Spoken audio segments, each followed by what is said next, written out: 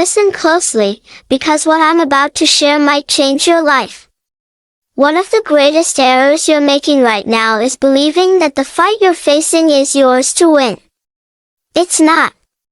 And until you understand that, you'll keep battling with your own strength, only to end up drained and defeated. You've probably cried out in prayer. You've wept in silence. Maybe you've screamed internally, asking for a breakthrough, yet nothing changes. The walls still won't break. You're worn down, discouraged, and wondering why nothing seems to shift. I've been in that place. I understand the weight, the confusion, the overwhelming sense of being alone. But let me ask you something life-changing. What if the fight you're in was never meant to be yours? Yes, you heard that right. This battle isn't yours, it belongs to God. As long as you keep trying to handle it all on your own, you'll keep feeling stuck, caught in a fight you were never designed to win in your own strength. So don't scroll past this. Don't dismiss it as something you've heard before. Because you haven't heard it quite like this. This isn't just another motivational talk. It's a divine blueprint. A heavenly plan for how you move forward. And if you stay with me to the end, I promise, you'll never see your struggle the same way again. Now let's go deeper, because God is speaking to you right now. You might think your fight is with your boss, your ex, your anxiety, your finances, or even your own thoughts. But it's not. That's the first lie the enemy wants you to believe. If you can't identify the real source of your conflict, you'll keep wasting energy swinging at shadows, fighting the symptoms, while the true enemy sits back and laughs. Let's be honest, every spiritual war begins in the unseen realm. The stress, the tension, the sleepless nights, they're not the cause. They're only the effects. The root is spiritual. The enemy's greatest tactic is distraction. If he can get you to focus on what you see, you'll forget what you're really fighting. Ephesians 6 verse 12 spells it out clearly, for we do not wrestle against flesh and blood, but against principalities, against powers, against the rulers of darkness. You're in a war, yes, but not against people. Not even against yourself. It's a battle against spiritual darkness. Now here's the turning point. God is already sovereign over every single one of your battles. He saw the attack coming before it ever reached you. He knew the betrayal before it happened. He foresaw the storm before it ever touched your life. That's why 2 Chronicles 20 verse 15 says, "The battle is not yours, but God's." Let that truth settle deep in your heart, because I know what you've been trying to do. You've been fighting spiritual battles with emotional weapons. You've tried to fix what's broken through reasoning, through arguments, through pushing harder, and praying louder. But let me tell you the truth, if the battle is spiritual, then it requires a spiritual response. Because you see, sometimes God doesn't show you what He's doing because if He did, you'd try to control it, speed it up, or make it fit your vision. But He's not building your version of deliverance, He's building something eternal. Something that lasts. Something that won't break under pressure. And that kind of breakthrough takes time. That kind of miracle takes molding.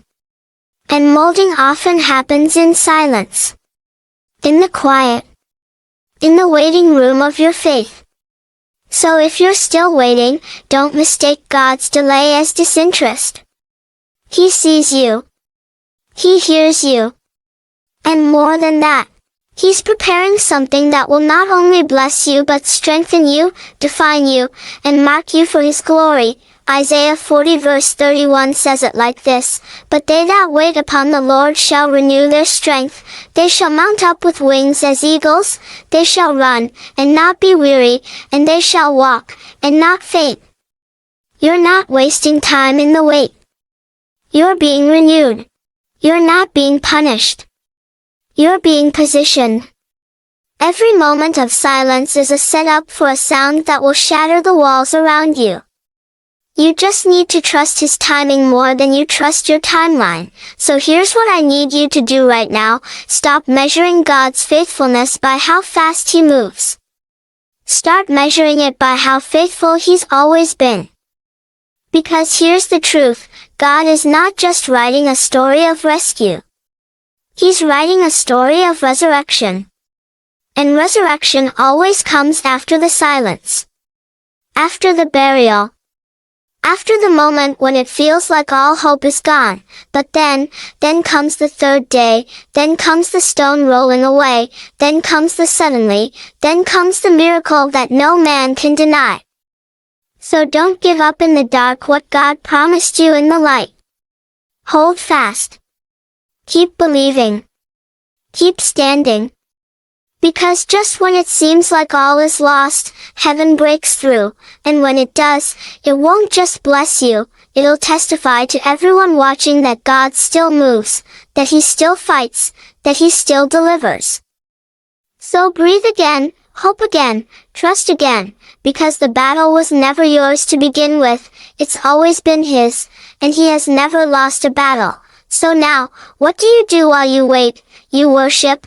Not because everything is perfect, but because God still is. You lift your hands in the middle of your mess. You open your mouth even when your heart is heavy. You declare his goodness even while the storm rages.